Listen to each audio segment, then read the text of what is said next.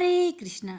प्यारे भक्तों, आज आप सभी रसपान करेंगे वृंदावन की बहुत ही सुंदर कथा, भक्त और ठाकुर जी की महापुण्य फल देने वाली कथा। श्री वृंदावन में श्री सनातन गोस्वामी जी के सामने महावन में एक लीला स्फुरित हुई।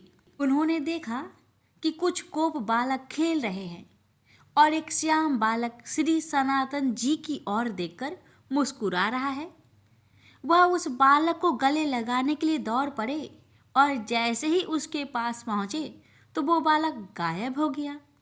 वो भाव विभोर होकर रोने लगे और मूर्छित होकर गिर पड़े। उन्हें एक सपना आया जिसमें उन्होंने उसी बालक श्री कृष्ण का रूप देखा। श्री कृष्ण ने उनसे कहा कि अगर आप मुझसे मिलना चाहते हो तो मैं मथुरा में श्री परशुराम चौबे जी के घर में रह रहा हूँ। आप वहाँ जाइए और वहाँ से मुझे अपने साथ ले लीजिए। सनातन जी अगले दिन प्रातःकाल होते ही मधुकरी भिक्षा से प्राप्त हुआ भोजन के निमित्त श्री परशुराम चौबे जी के घर पर पहुँचे। वहाँ उनको उस बालक का श्री ठाकुर मदन मोहन जी के रूप में दर्शन हुआ। वो एकटक मदन मोहन जी को देखते रहे और उनसे आसक्त हो गए। सनातन जी वैसे तो कई दिनों में एक बार मधुकरी के लिए जाते थे, लेकिन मदन मोहन जी के दर्शन के लोभ से अब वो प्रतिदिन मधुकरी के लिए उसी घर में जाने लगे। वो मदन मोहन जी के दर्शन करते और घंटों खड़े उनके सामने रोते रहते। एक दिन घर की वृद्धा माता ने देखा कि ठाकुर जी से नेत्र में नेत्र मिलाए सनातन जी घंटों से खड़े हैं और रो रहे हैं। उनकी ऐसी प्रेममयी दशा देखकर वो बोली, बाबा इनको देख रहे हो? इनको मत देखो, यह सर्वनाश कर देते हैं। मेरा बहुत बड़ा परिवार था, खूब संपत्ति थी, परंतु ये जब से हमारे घर में आए हैं इन्होंने सब नाश कर दिया। मेरा परिवार मिट गया, मेरी सब संपत्ति चली गई, केवल मैं अकेली रह गई। ऐसा ही होता है। इसलिए पूज्य पाद श्री रूप गोस्वामी जी कहते हैं कि अगर अपने परिवार से मोह ममता हो तो श्री राधा गोविंद देव जी से आंख मत मिलाना। यदि आंख मिला ली तो आप किसी काम के नहीं रहेंगे। सनातन जी ने कहा, माता जी आप इस चीज का परिचय ना दे, मैं भी इस स्थिति को जानता हूँ। मेरी भी यही दशा हो गई है। जब से इनसे प्रीति की है तब से मेरा सर्वनाश हो गया। मेरे निकट जो भी था अब वर्तमान में कुछ नहीं रह गया है। यह इन्हीं की नज़र का चमत्कार है। यह विनोद है महापुरुषों का, समस्त मालिन माया जो हमें घर घेरे हुए है। जब ठाकुर जी का कृपा कटाक्ष होता है तो उससे विलग करके वो हमें अपनी लीला में प्रवेश कर देते हैं। वृद्धा ने पूछा, ये आपको पसंद आ गए है क्या? सनातन जी बोले कि मैं तो पहले से ही इनके नेत्रों में बिक चुका हूँ। उन वृद्धा ने कहा कि मैं तो वृद्ध हो चली हूँ और मैं सोच भी रही थी कि अब इनकी सेवा कौन करेगा, क्योंकि मेरे परिवार में कोई बचा नहीं है। इससे आप यह मत समझ लेना कि ठाकुर जी से प्रेम करेंगे तो आपका परिवार नष्ट हो जाएगा। ऐसा नहीं है। इसका आंतरिक रहस्य यह है कि जब से मदन मोहन जी पधारे तब से उन्होंने एक एक करके उनके पूरे परिवार को अपने धाम भेज दिया। ठाकुर मदन मोहन जी ने चौबे जी के पूरे परिवार को अपनी नित्य लीला में सम्मिलित कर लिया, जो बड़े बड़े योगियों के लिए भी दुर्लभ है। ठाकुर जी ने उनका लौकिक धन हटाकर चिदानंद वस्तु प्रदान की। जो प्रभु के चरणों में अपने चित्त को लगा देता है तो बिना कोई और साधन किए प्रभु उसको स्वीकार कर लेते हैं और अपने दिव्य धाम, दिव्य स्वरूप और दिव्य लीलाओं में प्रवेश कर देते हैं। वृद्धा ने कहा, बाबा मैं तो वृद्ध हो चली हूँ, इनको मेरे बाद कोई ना कोई वैसे भी मिल ही जाएगा। मेरे से पूजा सेवा अब बनेगी नहीं और मैं भी ऊब गई हूँ इनसे, क्योंकि मुझे इनसे कोई लाभ प्राप्त हुआ नहीं। वो यह सब ब्रह्मा दृष्टि से विनोद करते हुए बोल रही है। अगर लाभ प्राप्त होता तो कम से कम नाती पोते ही होते इनकी सेवा के लिए, पर कोई नहीं बचा, केवल मैं ही अकेले बची हूँ। मेरी मृत्यु का समय आ रहा है, कोई ना कोई तो चाहिए ही इनकी सेवा के लिए, और मैं उनको उसी को सकती हूँ जो इनसे प्यार करे। मुझे बड़ा संतोष हुआ आपके नेत्रों में इनके प्रति प्यार देखकर, कि आप इनकी प्रेम पूर्वक सेवा करेंगे। आप इसी से पहचान सकते हैं कि कितना प्यार करती है वो ठाकुर जी से।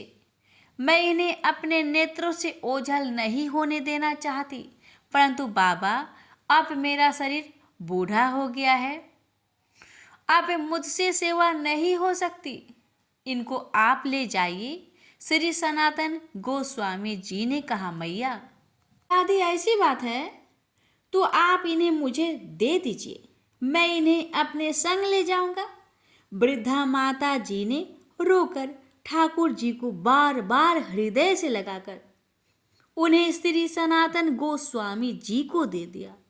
श्री सनातन गोस्वामी जी अत्यंत प्रसन्न होकर ठाकुर मदन मोहन जी को श्रीधाम वृंदावन ले आए।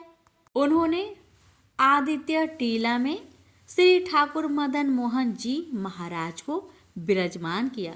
वृंदावन में जिस टीले पर लाल पत्थर का मंदिर है उसे आदित्य टीला कहते हैं। सनातन जी की दिनचर्या में उदर पोषण के लिए मधुकरी वृत्ति मांगकर भोजन पाना ही थी।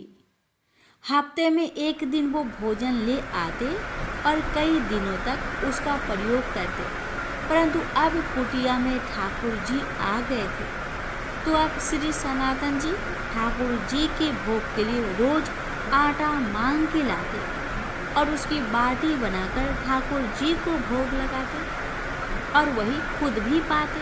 ठाकुर जी को जब वह भोग अर्पित करते तो ठाकुर जी मुंह बनाते, क्योंकि चौबे जी के यहाँ उनको मलाई रबड़ी मिलती थी और यहाँ उनको सूखी बाटी मिल रही थी जिसमें नमक भी नहीं होता था।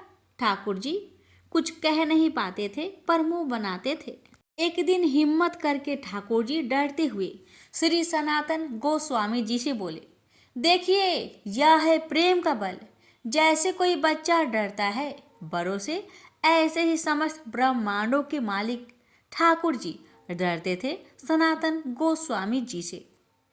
बोले, बाबा ये सूखी बाटी मेरे गले से उतरती नहीं है, आप यह जली हुई बाटी मुझे भोग लगाते हो। मेरा पेट भी काम नहीं कर रहा और ये गले से नहीं उतरती, थोड़ा सा नमक तो डाल दीजिए। श्री मदन मोहन जी के मुख से यह सुनकर सनातन जी मुस्कुराए और बोले, देखो ठाकुर जी, मुझे चैतन्य महाप्रभु ने वृंदावन में वैराग्य से रहने की आज्ञा दी है। अब मैं समझ गया आप मुझे फिर फंसाना चाहते हैं। वैसे ही बचपन से ही आपको चटोरा स्वभाव है। आप कभी यशोदा मैया के द्वारा दिए हुए माखन से तृप्त नहीं होते थे, जब तक गोपियों के यहाँ जाकर बाल लीला करके 10-20 घरों से माखन नहीं पाते थे, आप तृप्त नहीं होते थे। आज आप कह रहे हैं कि बाबा थोड़ा सा नमक मांग कर ले आना, फिर कहेंगे बाबा नमक तो हो गया, अगर थोड़ी घी में डुबो तो अच्छा होगा। फिर कहेंगे बाबा थोड़ा मीठा मिल जाता तो अच्छा होता। मैं इस चक्कर में कहाँ तक व्यवस्था करूँगा, और आप यह जो मांग रख रहे हैं, यह मांग आप खुद से चाहे तो पूर्ण कर लीजिए।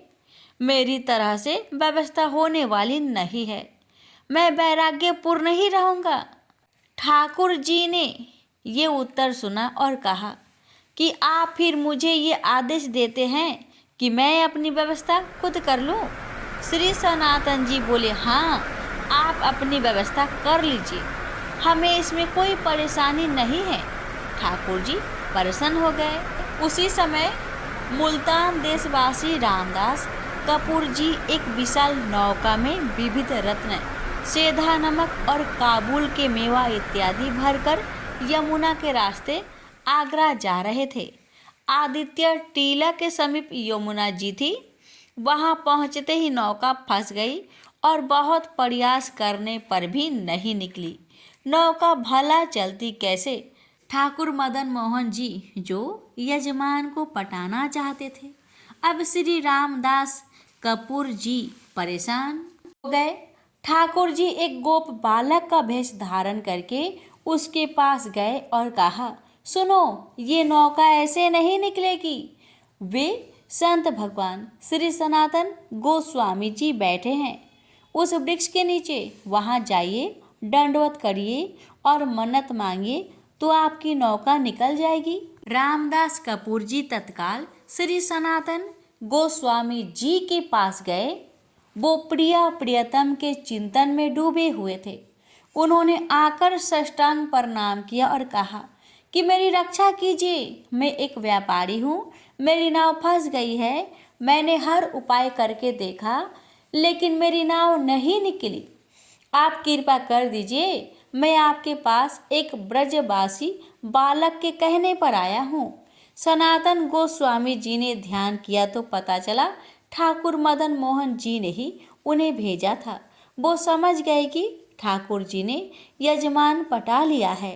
सनातन गोस्वामी जी ने कहा कि वो ऊपर ठाकुर जी का मंदिर है, वहां जाके मन्नत मांग लीजिए, आपका काम हो जाएगा। रामदास जी ठाकुर मदन मोहन जी के सामने गए और उनका सुंदर रूप देखते ही आसक्त हो गए। उन्होंने संकल्प लिया कि यदि नौका निकल जाए तो जितने रत्न मेवा आदि है सब बिकने से जो धन मिलेगा उससे ठाकुर मदन मोहन जी का मंदिर बनवा देंगे और उनके भोग की व्यवस्था कर देंगे। वो दर्शन करके आए और इस बार सहज में नाव निकल गई, कोई धक्का भी नहीं लगाना पड़ा। रामदास कपूर जी सब सामान की बिक्री करके आए और आज तो मदन मोहन जी का लाल पत्थर का मंदिर है। उन्होंने उसका निर्माण करवाया और उनके भोग की व्यवस्था भी कर दी। इस तरह ठाकुर जी ने स्वयं ही अपने मंदिर और भोग की व्यवस्था कर ली। श्री सनातन गोस्वामी जी का नित्य नियम था कि वो वृंदावन पैदल चलकर आते थे, गोवर्धन जी की परिक्रमा करते थे और पैदल ही वापस आते थे। ठाकुर जी ने जब देखा कि उनका शरीर बहुत वृद्ध हो गया है तो कहा कि अब आप दर्शन के लिए मत आया करिए, आपका शरीर वृद्ध हो गया है। श्री सनातन गोस्वामी जी ने कहा कि बिना परिक्रमा और बिना आपके दर्शन के रहा नहीं जाता। इसके बाद ठाकुर जी ने स्वयं प्रकट होकर श्री सनातन गोस्वामी जी को एक शिला प्रदान की, जिस शिला पर श्री ठाकुर जी के चरण चिन्ह आज भी अंकित है, और कहा, बाबा आप इस शिला की परिक्रमा कर लीजिए। इसकी परिक्रमा से आपको संपूर्ण गिरिराज परिक्रमा का नियम पूर्ण हो जाएगा, आपको वैसा ही आनंद प्राप्त होगा। वो पावन शिला वर्तमान में श्री वृंदावन में श्री राधा दामोदर जी के मंदिर में विद्यमान है। श्री सनातन गोस्वामी जी प्रतिदिन आदित्य टीला से श्री गोपेश्वर महादेव जी के भी दर्शन करने जाते थे। महादेव जी ने जब देखा कि वो एकदम वृद्ध हो गए हैं तो उनसे कहा कि आप रोज यहाँ गोपेश्वर मत आया करिए। श्री सनातन गोस्वामी ने कहा कि मेरा आपके दर्शन का नियम है। शिव जी ने कहा, मैं मध्य में ही कहीं प्रकट हो जाता हूँ। आज तो बनखंडी महादेव जी का मंदिर वृंदावन में है, उस रूप में श्री गोपेश्वर महादेव जी प्रकट हो गए और श्री सनातन गोस्वामी जी रोज उनके दर्शन के लिए जाने लगे। बंगाल में एक गरीब ब्राह्मण ने अपनी गरीबी से बहुत दुखी होकर धन प्राप्ति के लिए भगवान शंकर की आराधना की। भगवान शंकर जी प्रसन्न हुए और उन्होंने सपना में आकर उन्हें आदेश दिया और कहा कि श्री वृंदावन धाम में श्री सनातन गोस्वामी जी नाम के एक महापुरुष निवास करते हैं। उनके पास पारस मणि है, वो आपको वह पारस मणि दे देंगे वो ब्राह्मण आनंद में मगन होकर श्री वृंदावन धाम आए और श्री सनातन जी के वहाँ गए। उन्होंने जब श्री सनातन जी को देखा तो वो एक कुदरी और एक करवा लिए हुए थे और शरीर पर उन्होंने कौपीन पहना हुआ था। उनके मन में निराशा हुई कि जो खुद ऐसी गरीबी में रह रहे हैं वह उन्हें पारसमणि कैसे देंगे। उन्होंने सोचा कि भगवान शंकर के वचन झूठे नहीं हो सकते, तो वो उनके पास गए और जाके प्रणाम किया। सनातन जी ने ब्राह्मण से पूछा कि वे किस हेतु से आए हैं। उन्होंने कहा कि मुझे भगवान शंकर ने भेजा है और कहा है कि आपके पास पारसमणि है और आप मुझे वो प्रदान करें। सनातन जी ने कहा, मैंने कभी उसे छुआ तो नहीं, वो मेरे पास भी नहीं है। एक दिन यमुना स्नान करने जा रहा था तो पैर से टकरा गई थी, तो वहीं उसे रेती से ढक दिया था।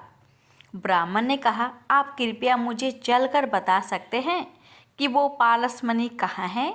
श्री सनातन गोस्वामी ब्राह्मण को एक जगह ले गए और बोले, इसी जगह पर पारसमणि है, आप रेती हटाइए तो दिख जाएगी। जैसे ही ब्राह्मण ने वहाँ से रेती हटाई तो थोड़ी देर में ही चमकती हुई पारसमणि उन्हें मिल गई।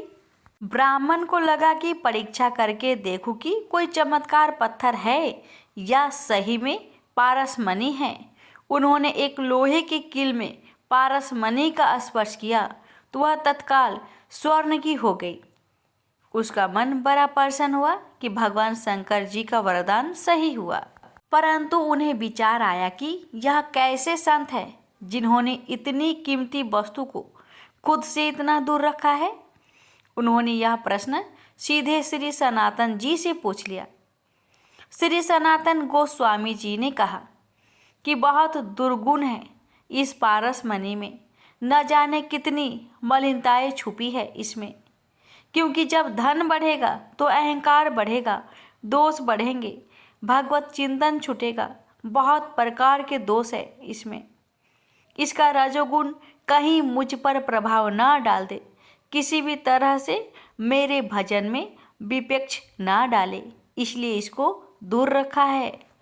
और मेरे लिए यह किसी पत्थर से बढ़कर कुछ नहीं है, क्योंकि मेरे पास जो मणि है उस मणि के सामने यह मणि कुछ भी नहीं है। तत्काल वह ब्राह्मण बोले, महाराज आपके पास कौन सी मणि है। श्री सनातन जी बोले, इंद्रनील मणि श्याम मनोहर श्री लाल बिहारी जी श्याम सुंदर रूपी मणि हमारे पास है। उन्होंने तत्काल श्री सनातन गोस्वामी की चरणों में प्रणाम किया और कहा, महाराज फिर आप ऐसी अपवित्र मणि हमें क्यों दे रहे हैं। आप मुझ पर कृपा करें और वही मणि मुझे दे दीजिए जो आपके पास है। श्री सनातन जी ने कहा कि इस मणि को यमुना जी में फेंकिए और यमुना स्नान करके आइए। आप अधिकारी हैं श्री कृष्ण प्रेम के, क्योंकि आपके ऊपर भगवान शिव की कृपा हुई है। आपको उन्होंने पारसमणि लेने के लिए नहीं भेजा था, भेजा तो इसी इंद्रनील मणि श्याम मनोहर के लिए ही था। पर आपको विश्वास हो जाए और आपकी समझ में आ जाए कि पारसमणि को भी त्यागने का सामर्थ्य श्री श्याम सुंदर के चरण अनुरागियों में होता है, इसलिए उन्होंने यह लीला करवाई। जाइए स्नान करके आइए, इस पारसमणि को यमुना में फेंक दीजिए। श्री सनातन गोस्वामी जी ने उन्हें दीक्षा दी, उन्हें भगवत संबंध से युक्त किया और निरंतर वो वृंदा धाम करके भगवत चिंतन करते हुए भगवत धाम को प्राप्त हुए। प्रेम से बोलिए मदन मोहन भगवान जी की जय।